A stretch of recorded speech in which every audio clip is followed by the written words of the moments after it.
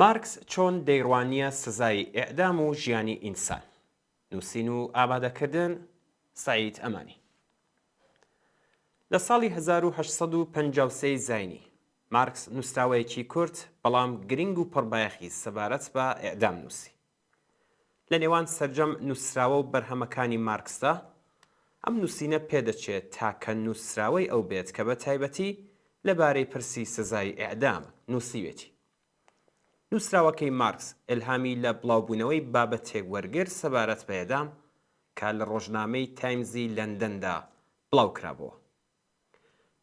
نووسراوەکەی مارکس سەرڕای کورتبوونی بەڵام زۆر بەباشی تێڕوانینی ئەوی بۆ پرسی ئیعدام مەبەستی سزادان و هۆی دژایەتی لەگەڵ ئەم سزایە بە تایبەت بەڕێوەچوونی لە بەرچاوی گشتی نیشان دەدات. پێناچێت مارکس لە کاتی ئامادەکردنی ئەم نووسینە لە پێشدا بیری لە نووسینی بابەتێکی وەهای لە پەیوەند لەگەڵ سزای ئیعدام کردێتەوە. مارکس ئەم نووسراوەی لە شاری لەندەن 3 ڕۆژ پاش راپۆرتەکەی ڕۆژنامەی تایمز نووسی و چەند حەوت و دواتر لە فێڤریەی 1853 زاینی لە ڕۆژنامەی نیویۆرک دیلی تریبۆن بڵاوی کردەوە. ئەمە لە قۆناغێکدا نووسراوە کە سزای ئیعدام لە ئینگلستان بەرەو کەمبوونەوە دەچوو. نیوەی سەدەی 19 بەپێی یاسایەک کە تا ساڵی 1815 بناغەی بەڕێوەبردنی حوکمی ئیعدام بوو، 223 تا کۆتایی سەدەی 18 دەبوو سزای ئیعدامیان لەسەر بەڕێوە بچێت.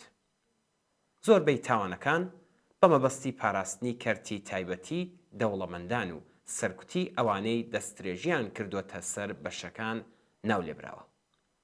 هاوکات، دزی، ساختەکاری، فێڵبازی، خیانەت و سیخوڕی و هیتر لە زمرەی ئەو تاوانانە بوون کە سزای ئیعدامیان بەسەردا دەسەپا.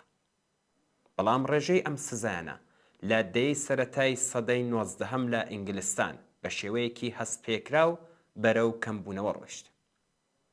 لە ساڵی 1861 زاینی ڕێژەیەکی بەرچاو لە تاوانەکان لە هەوڵێکی هاوبەش لە ڕیزی سزای ئیعدام دەرباسکران بە جۆرێک کە تەنیا 5 تاوانی خەیانەت، کوشتن، سیخوڕی، ئاگرتێبەردانی کارخانەی کەشتی سازی سەڵتەنەتی و دزی و تند ئاژۆی دەریایی لەو ساڵەدا بەرەو ڕووی سزای ئیعدام دەبوونەوە. نووسراوەی تایمز و وەڵامی مارکس. مارکس لە نووسینەکەیدا بە ئاماژە بە راپۆرتی تایمز دەست پێ دەکات. لە راپۆرتی تایمزدا هاتووە کە ئەم باوەڕە بوونی هەیە کە دەست بەجێ پاش بەڕێوەچوونی حوکمی ئیعدام لە بەرچاوی خەڵک شایەدی کۆمەڵێک مەرگ دەبین کە بەهۆی خۆهەڵواسینەوە ڕوودەدەن، چ خۆکوژی و چ بە هۆکاری بەهەڵکەوت. نووسەرەکەی تایمز هۆکاری ئەم دیاردە دەگەڕێنێتەوە بۆ کاریگەری قوڵی ئیعدامی ئەو جنایەتکارانە لەسەر بیر و زەینی نەخۆش و ئەو کەسانەی بینەرن دایدەنێت. مارکس نووسینەکەی بەوە دەست پێ دەکات و دەست بەجێ نووسەرەکەی تایمز دەداتە بەرڕەخنە بەم پێی کە ئەم هەڵسو کەوتە لە کۆتاییدا بەلایەنگری لە ئازادی کردەوەی ئەو جەلادە کۆتایی پێدێت و سزای ئیعدام وەکو دوایین داواکاری کۆمەلگا دەناسێنێ و ڕەوابوونی پێدەدات. مارکس لە درێژەی نووسینەکەیدا بە ئاماژە بە ئامارێک کە 2 ڕۆژ پێش نووسینەکەی خۆی لە مۆرنینگ ئیدۆیس تایس بڵاو بوویەوە و بە لێکدانەوەی ئەو تێیدا منتقی خوێنینی تایمز دەخاتە ژێر تیری ڕەخنە. ئەو ئامارە باس لەو مەرگانە دەکات کە لە ماوەی 43 ڕۆژیدا لە ساڵی 1849 زاینی بڵاوبووەتەوە.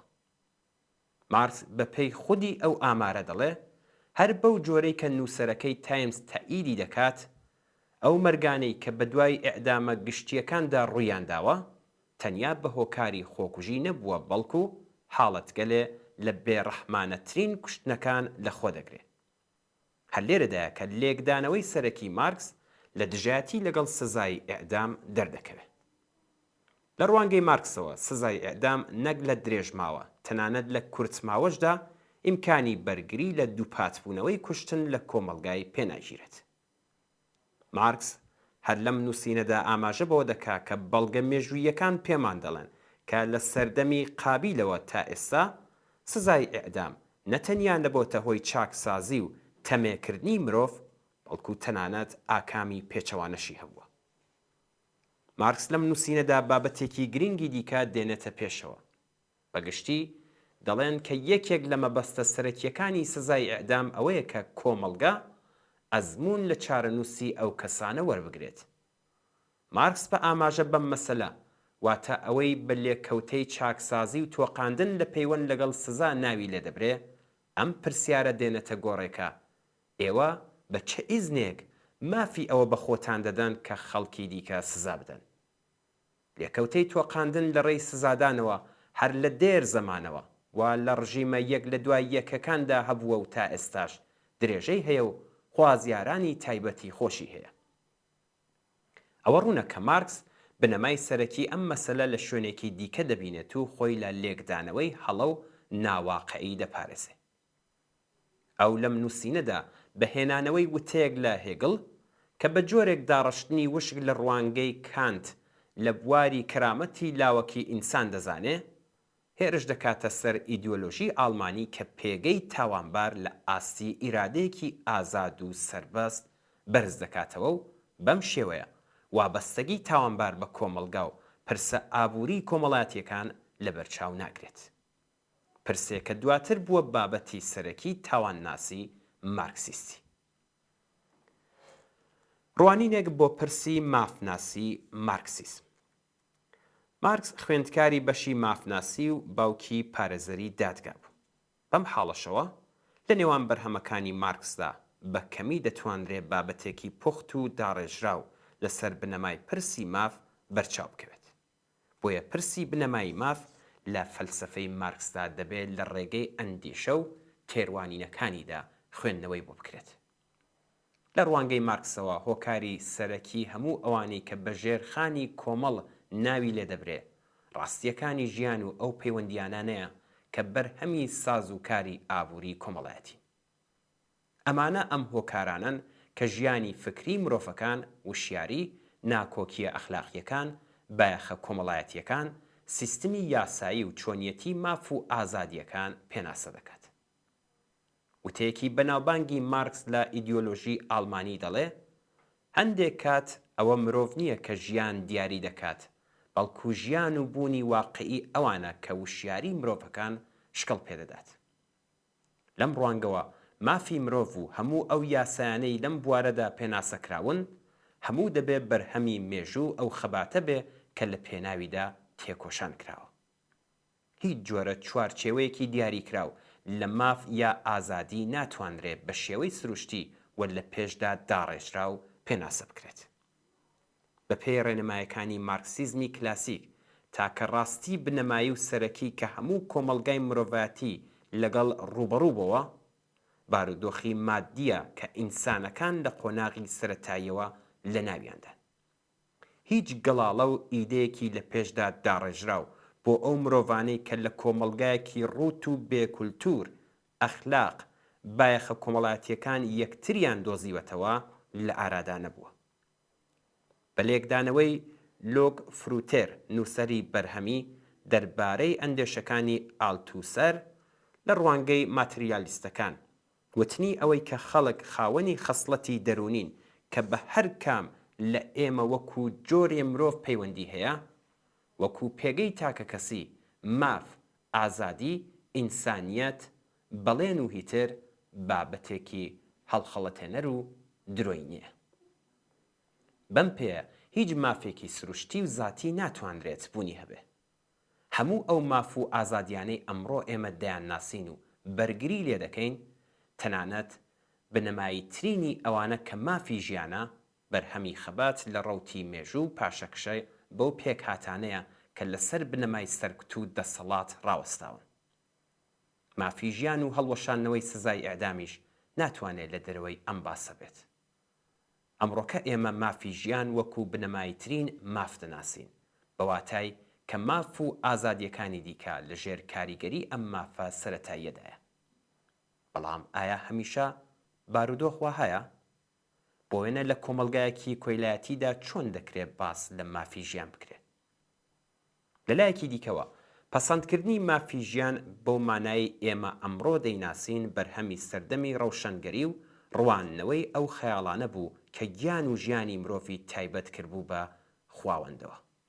کەواتە پێکهاتنی مافی ژیان بابەتێکی تەواو عینی و مێژوویە و ناکرێت لەگەڵ هیچ مانایەکی نامۆی دیکە وەک کەرامەتی زاتی مرۆڤ گرێ بدرێت. ئەگەر بگەڕێینەوە سەر بەڵگەکانی مارکس لە بابەت دژایەتی لەگەڵ حکمی ئێعدام، دەبینین کە مارکس لەو نووسینەیدا هیچ باسێکی لە کەرامەتی زاتی ئینسان یان دەستەواژەی لەو چەشنە نەکردووە. لە کاتێکدا بە تایبەتی بە بەکارهێنانی دەستەواژەی کەرامەتی ئینسانی ئاشنایە و هەم لەم نووسینەدا لەو شوێنەی دەگەڕێتەوە بۆ ڕوانگەکانی کانت ئاماژەی پێداوە. لەلایەکی دیکەوە لە ڕوانگەی مارکسەوە خوازیارانی سزای ئێعدام ناتوانن وەڵامی ئەم پرسیارە بنەمایە بدەنەوە کە بە چ هۆکارێک بەهۆی ئەوەی کۆمەلگا و تاوانباران ئەزموون وەربگرن دەبێ بەهرە و ئەزموون لە کوشتنی تاوانباران وەربگیردرێ. تاوان دیاردەیەکی کۆمەڵایەتیە و بەرهەمی کۆمەلگایە کە تێیدا گەشەی کردووە. بەڵام کۆمەلگا بەجێی ئەوەی بەرپرسیارەتی خۆی لەم بارەوە هەڵبگرێت، هەوڵی ئەوەیە بە کوشتنی تاوانبار بە جۆرێک نیشانی بدات کە ئەو ئەرکی خۆی لەم بارەوە بەجێهێناوە. لە حاڵێکدا تاوان لە بۆشاییدا ڕووی نەداوە و تاوانباریش ئیرادەیەکی سربەخۆی لەم بارەوە نەبووە.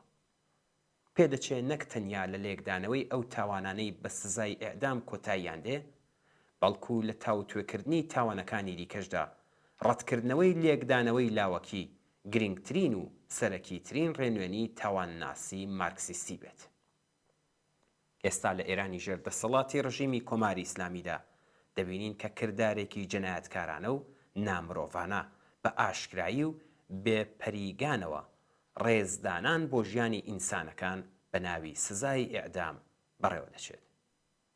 پاساوی ئەم دەسەڵاتە جەنایەتکار و ئینسان کوژەش هەر ئەوەیە کە نەیارە سیاسیەکانی و کەسانی دیکە بە پاساوی دیکەی جۆراوجۆر و بە شێوازی جۆراوجۆر ئێعدام دەکات بەناو بۆ ئەوەی ببنە پند و عیبرەت بۆ کەسانی تر. هەروەک لە خودی بابەتەکەشدا ئاماژەی پێدراوە، ئەو کات لە کۆندا ئەو حکمانە ئاکامی پێچەوانان هەبووە و بکەرانی نیانتوانیوە مەبەستی خۆیان بپێکن و لە ئێستاشدا هەروە دەبێت. بۆیە بە دڵنیاییەوە کۆماری ئیسلامیش قەت ناتوانێت ئاکامی جێی سەرنجی لەو کردارە دڕندانەیە وەربگرێت و بە پێچەوانەوە زۆر بەتوندی بە دژی خۆی دەشکێتەوە و بۆ دەسەڵاتە دیکتاتۆری و سەرڕۆکانی پێشوو بەرەو مەرگ و نەمان پاڵی پێوە دەنێت.